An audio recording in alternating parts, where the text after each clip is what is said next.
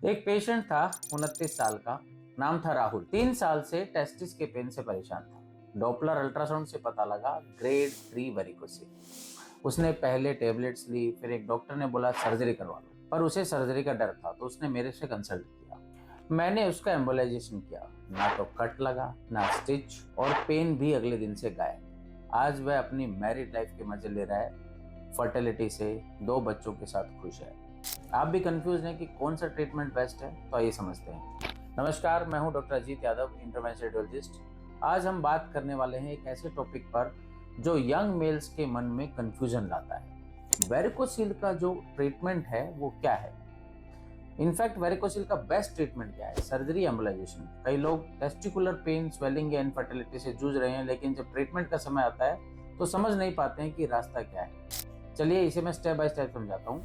Varicocele क्या होता है और क्यों दिक्कत होती है। सबसे पहले समझिए, वेरिकोसिल एक ऐसी कंडीशन है जहां टेस्टिस के आसपास के वेन्स फैल जाते हैं। इससे होता क्या है, ब्लड प्रॉपरली ड्रेन नहीं हो पाता, टेस्टिकल्स का टेम्परेचर बढ़ जाता है और स्पर्म क्वालिटी और क्वांटिटी दोनों पे असर पड़ता है। कई पेशेंट्स को डल एकइंग पेन होता है जो दिन भर बैठने पर या स्टैंडिंग में काम करने पर बढ़ जाता है। तो ये सिम्टम्स डेली लाइफ और फर्टिलिटी दोनों को अफेक्ट कर सकती है। तब इसका ट्रीटमेंट जरूरी हो जाता है। सर्जरी का रोल क्या है, क्या ये सर्जरी एम्बोलाइजेशन के कंपैरिजन में ज्यादा अच्छी है? तो बात करते हैं सर्जरी की सबसे पहले, यानी कि वेरिकोसिलेक्टमी। ये एक ट्रेडिशनल अप्रोच है जहां वेन्स को कट करके बंद कर दिया जाता है। लेकिन सर्जरी के लिमिटेशंस क्या है? इसमें कट, स्टिच, जनरल एनेस्थीसिया और रिकवरी टाइम 1 हफ्ते से 10 दिन का।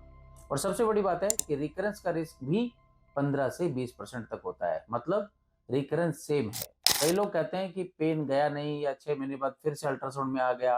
कई पेशेंट सर्जरी के बाद भी डिससेटिस्फाइड होते हैं। बात है वेरिकोसिल एम्बोलाइजेशन। ये लेटेस्ट नॉन सर्जिकल अप्रोच है, मॉडर्न ट्रीटमेंट है, नॉन सर्जिकल है, मिनिमल इन्वेजिव है, बिना कट के, बिना स्टिच के और बिना एनेस्थीसिया के। होता कैसे है, एक छोटी सी निडल से ग्रोइन की वेन से हम अंदर जाते हैं। एक्सरे की गाइडेंस में जो फॉल्टी वेन्स होती हैं उसमें क्वाइल्स और स्पेशल ग्लू डाल के बंद कर दिया जाता है।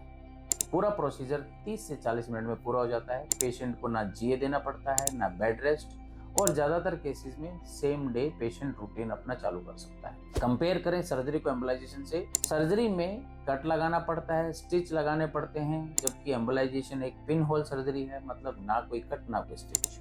सर्जरी में जनरल एनेस्थीसिया देना पड़ता है जिसमें पूरी तरह से पेशेंट को सुलाया जाता है, बेहोश किया जाता है। लेकिन एम्बोलाइजेशन में एरिया पर ही जहां से एंट्री करते हैं वहीं पर लोकल एनेस्थीसिया, मतलब पूरी तरह से पेशेंट होश में रहेगा, ट्रीटमेंट होगा, वो देखता रहेगा कि मेरा क्या ट्रीटमेंट हो रहा है। रिकवरी टाइम भी दोनों का अलग है। सर्जरी में 7 से 10 दिन तक प्रॉपर रेस्ट चाहिए होता है। एम्बोलाइजेशन में सिर्फ 1 से 2 दिन में आप अपना नॉर्मल रूटीन रिज्यूम कर सकते हैं। अब बात करते हैं हॉस्पिटल स्टे की।